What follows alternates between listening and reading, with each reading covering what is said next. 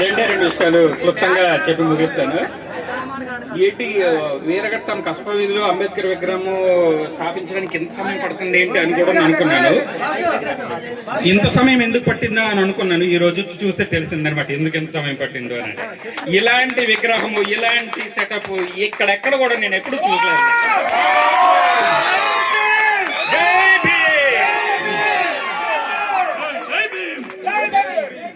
మన youth, employees, labour అందరూ కలిసి ఎంతో చక్కగా దీన్ని మాది అని అనుకొని ఓన్ చేసుకొని చాలా చక్కగా చేశారు. దీన్ని చూస్తే చాలా చాలా సంతోషంగా ఉంది. ఓకే, ఈ సందర్భంగా నేను ఒక విషయం చెప్దాం అనుకున్నాను. త్వరలో రాబోతున్న ఏప్రిల్ 14 డాక్టర్ బిఆర్ అంబేద్కర్ గారి జన్మదిన మహోత్సవం పురస్కరించుకొని ఇక్కడ అంబేద్కర్ గురించి ప్రతి ఒక్కరికి తెలియాలన్న ఉద్దేశంతో ఒక ఎస్ఏ రైటింగ్ కానీ లేదా ఒక ఎగ్జామ్ కానీ కండక్ట్ చేసి వాళ్ళకి ఏవైనా ప్రైజులు ఇస్తే బాగుంటుంది. అందరూ కూడా దానికి ముందుకు వస్తారని అనుకుంటున్నాను. నా వంతుగా ఈ విషయంలో జయప్రసాద్ గారు ఇప్పుడే అన్నారు, ఆ బహుమతులు స్పాన్సర్ చేస్తారంట. మొదటి బహుమతి 5,000, రెండవ బహుమతి 4,000, మూడవ బహుమతి 3,000. జై భీమ్. ఆ విషయం నేను కూడా చెప్దాం అనుకోండి. టోటల్ గా 10,000 నా తరపున స్పాన్సర్ చేసి మొదటి బహుమతి 5,000, రెండో బహుమతి 3,000, మూడో బహుమతి 2,000 అని అనుకున్నాను.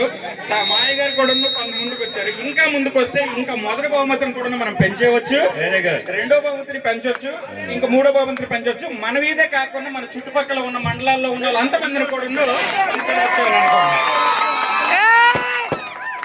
ఇది మండల లెవెల్లో పెట్టాలి, కేవలం మన వీధి కాదు, అందరికీ తెలియాలి, అందరినీ ఆహ్వానించాలి మనం. ఎస్, ఇంత ఐకమత్యంతో ఇది చేశాం కాబట్టి ఆ రానున్న కార్యక్రమాన్ని కూడా చాలా చక్కగా చేస్తామన్న నమ్మకం నాకు చాలా ఎక్కువ ఉంది. వన్స్ అగైన్ అందరికి జై భీమ్.